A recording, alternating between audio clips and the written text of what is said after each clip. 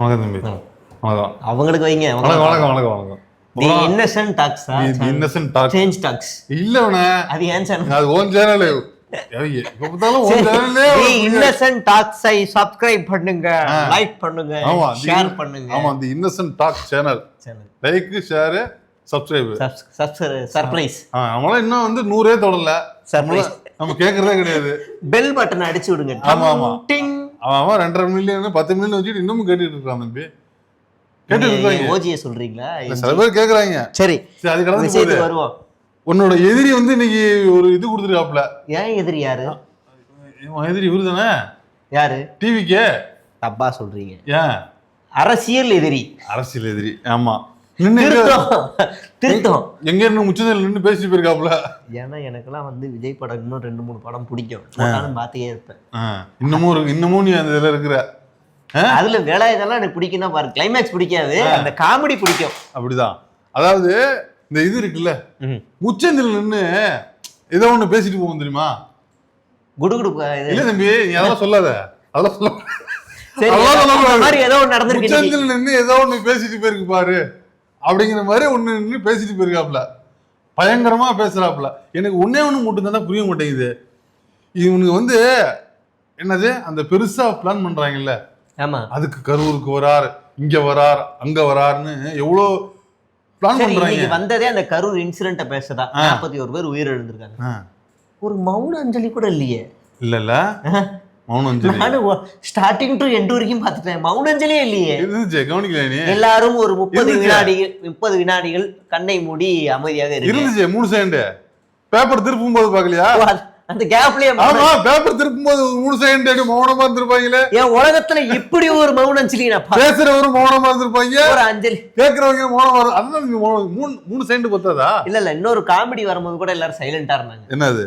இந்த பானை கதை சொல்லி பானையில ஓட்ட விழுந்த தண்ணி மாதிரி இருக்கு அப்படின்னு ஒரு வெள்ளை அறிக்கை அப்படின்னு. அப்ப அவங்களுக்கு புரியல கீழே யாரும். இவ்வளவு நாள் உட்காந்து யோசிச்சிருக்காங்க தம்பி. இது என்ன விளக்கம் கொடுக்குறதுன்னு இவ்வளவு நாள் உட்காந்து யோசிக்கிறாங்க. இது என்ன பண்ணலாம், ஏது பண்ணலாம்? தீய சக்தி திமுக. நான் சொல்றேன், உண்மையிலே சொல்றேன், அந்த வெள்ளை அறிக்கைங்கிறது திரும்ப சொல்றேன், அது மக்களுக்காக தயார் பண்ணது இல்ல. வந்த அந்த ஆபீசர் சித்திக்கு இருக்கார்ல, ஐஏஎஸ் ஆபீசரு, அவருக்கு வந்து இந்த கவர்மெண்டோட கணக்கு வழக்கு தெரியணும். அது நைட்டு முழுக்க உட்காந்து ரமணா மாதிரி போட்டு 1+2+3 போட்டு கணக்கு பண்ணி அவரு தெரிஞ்சுக்கிட்டாரு. அந்த கணக்கு அப்படியே மக்களுக்கும் சொல்லி விட்டுருவோம். இப்ப வேலை செஞ்சதை கணக்கு காமிச்சிருவோம். நம்ம ஆளு வந்து டெல்லிக்கு போனார்ல ஒரு நம்ம முதல்வர். ஆமா. அங்க போய் தமிழ்நாடு பொருளாதாரம் மிக சிறப்பாக கடந்த காலங்களில் சிறப்பாக இருக்கிறதுன்னு ஒரு பெருமையை பேசிட்டு வந்திருக்காரு. இதே வெள்ளை அறிக்கை. இங்க வந்து ஓட்டப்பானா தண்ணி ஊத்துதுங்கிற அவார்டெல்லாம் கூட வாங்குறாப்புல.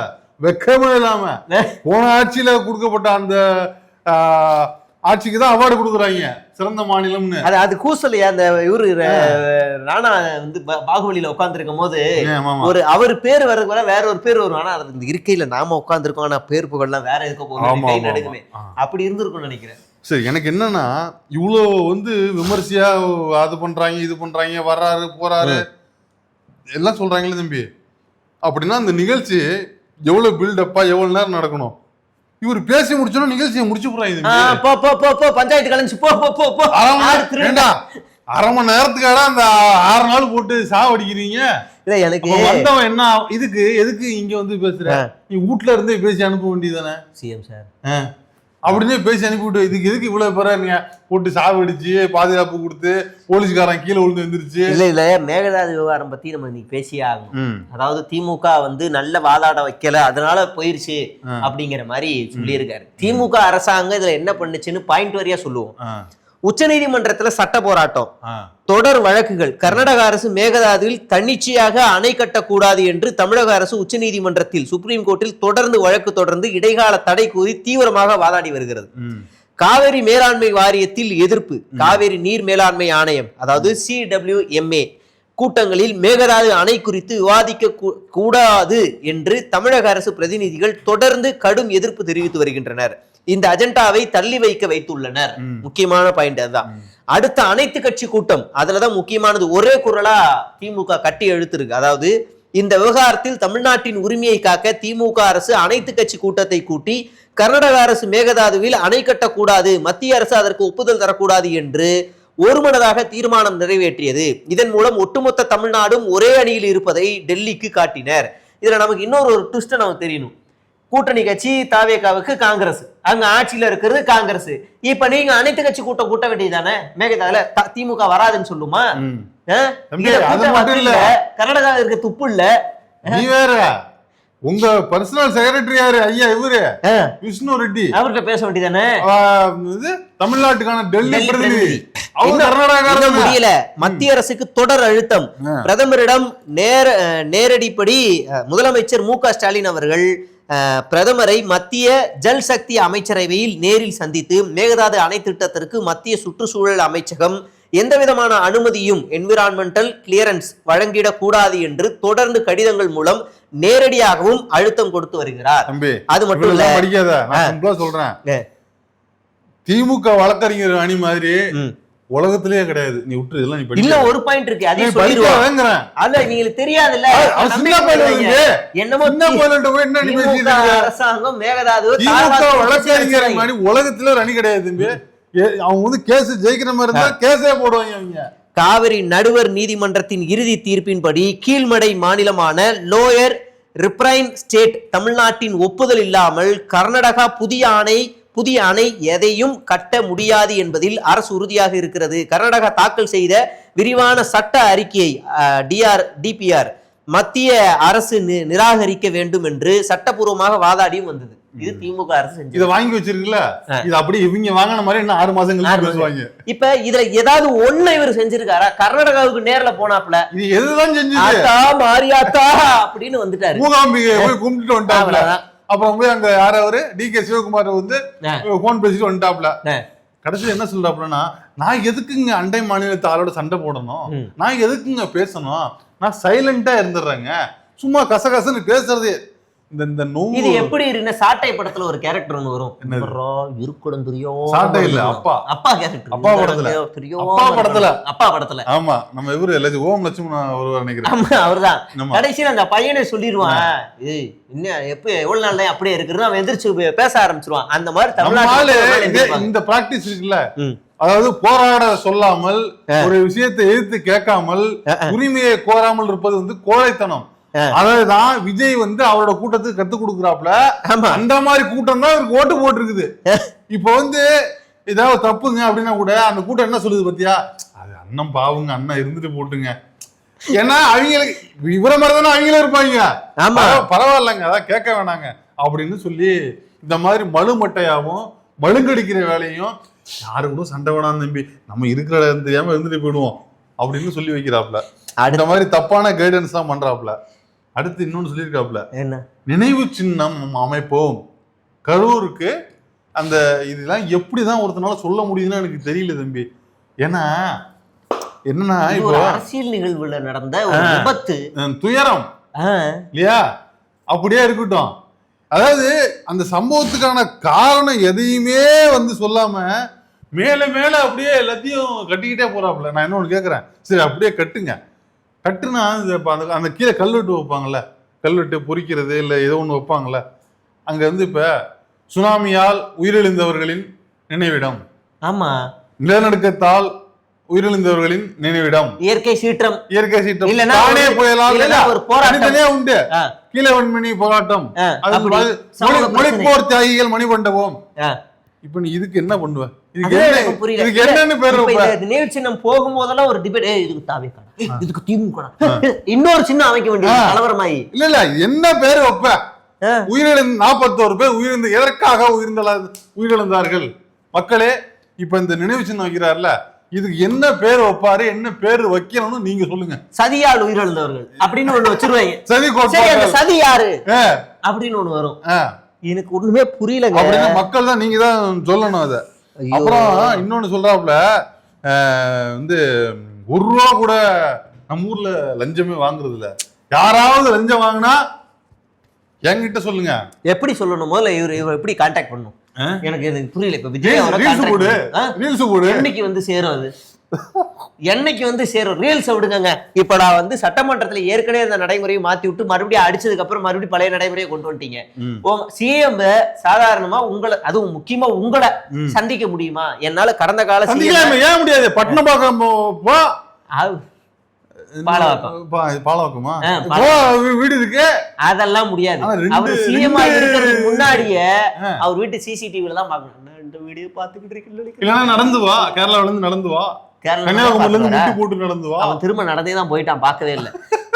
அந்த மாதிரி சாகசம் பண்ணு, புதுசா ட்ரை பண்ணு, இப்படி சொல்லு.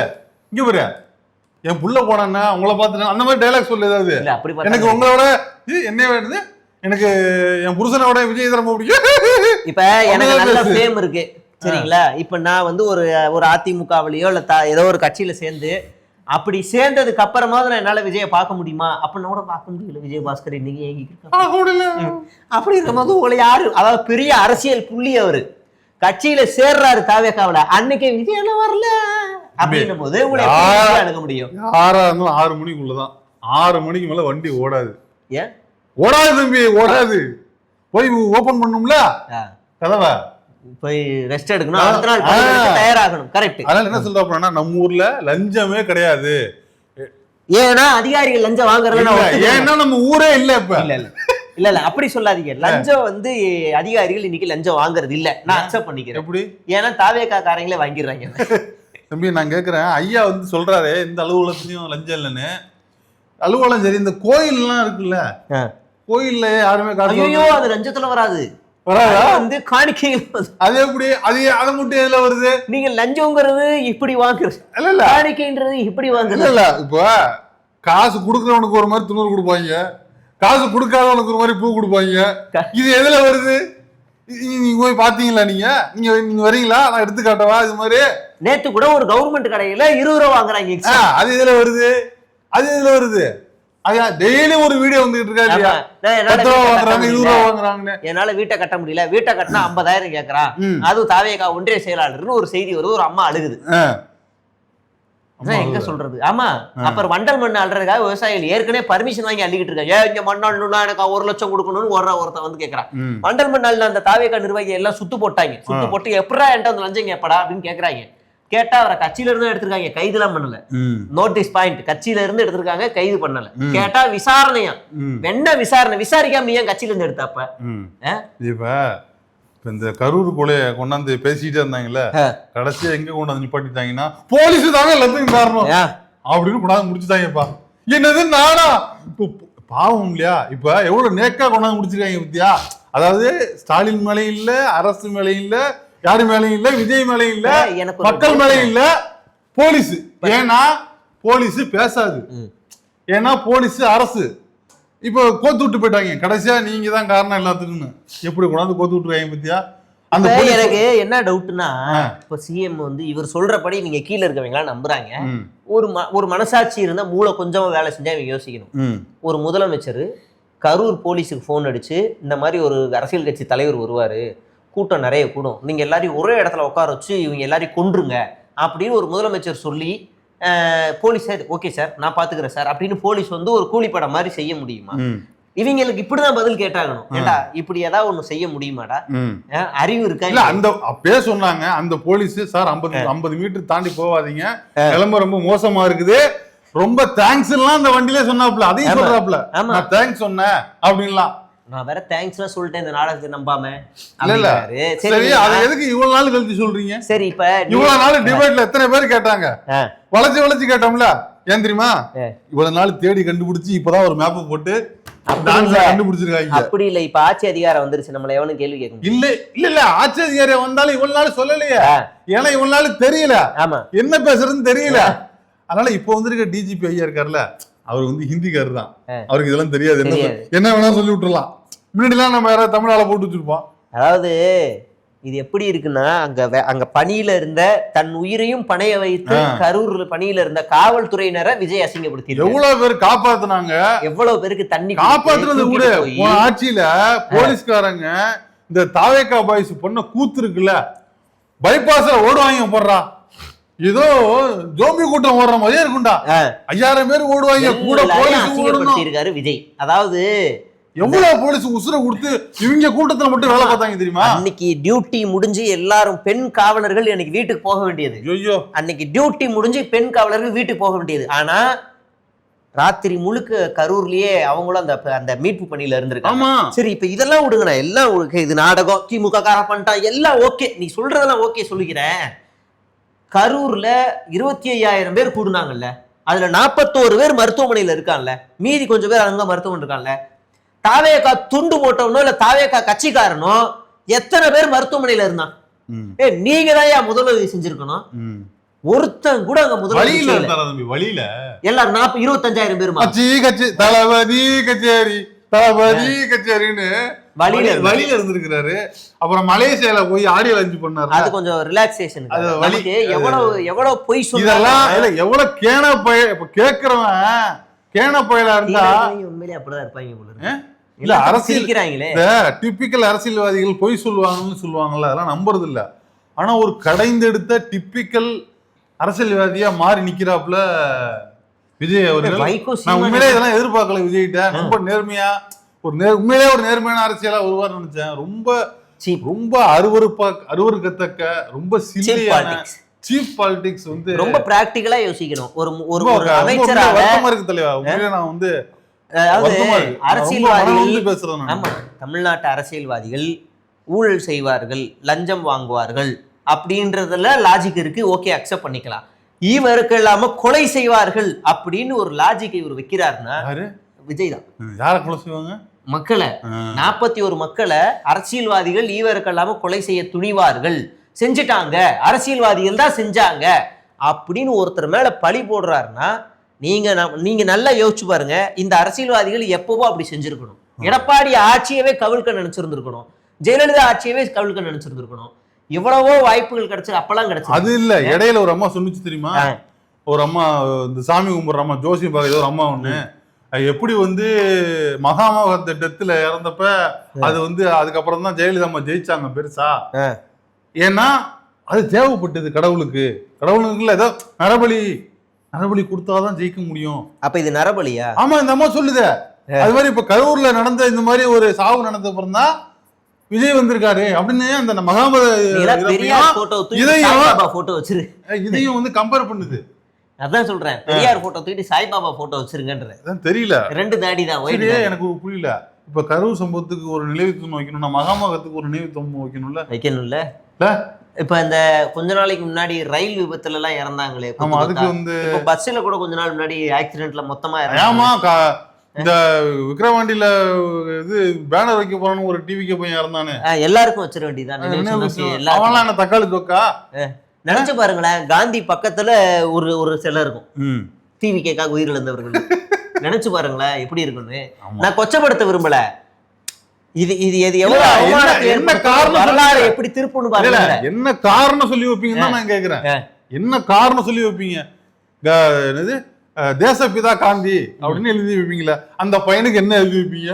பேனர் அடித்து பால் ஊத்தும் போது கரண்ட் கம்பியை தெரியாமல் தொட்டதால் உயிரிழந்தார். அந்த 41 பேருக்கு என்ன எழுதி? இல்லைன்னா விஜயை பார்ப்பதற்காக முண்டி அடித்து 120 வேகத்தில் செல்லும் போது அங்கிருந்த காவலர் வாகனத்தில் மோதியதில் விழா எலும்பு முறிந்து 15 நாள் மருத்துவமனையில் இருந்து பிறகு உயிரிழந்தார். அவ்வளவுதான். வீரமன் அப்படின்னு எழுதுவீங்களா? அதேதான்.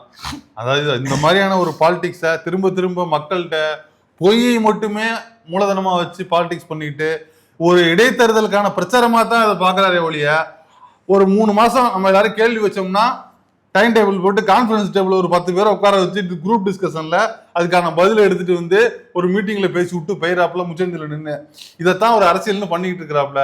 இறங்கி போராடுறது இல்ல, எதுக்கும் பேசுறது இல்ல, அவ்வளவு உரிமை பிரச்சனை இருக்குது, எதையுமே அவர் கண்டுக்கிறது இல்ல. இவரெல்லாம் தலைவர்னு நீங்க வந்து இப்ப பாலவாக்கத்துல கரண்ட் இல்ல, கோலவாக்கத்துல கரண்ட் இல்ல, கோவளத்துல கரண்ட் இல்லைன்னு கத்திக்கிட்டுங்கன்னா கடைசி வரைக்கும் கத்த வேண்டியதான். உங்களுக்கு கரண்டும் வராது, ஒன்னும் வராது, ஒரு இடமும் வராது.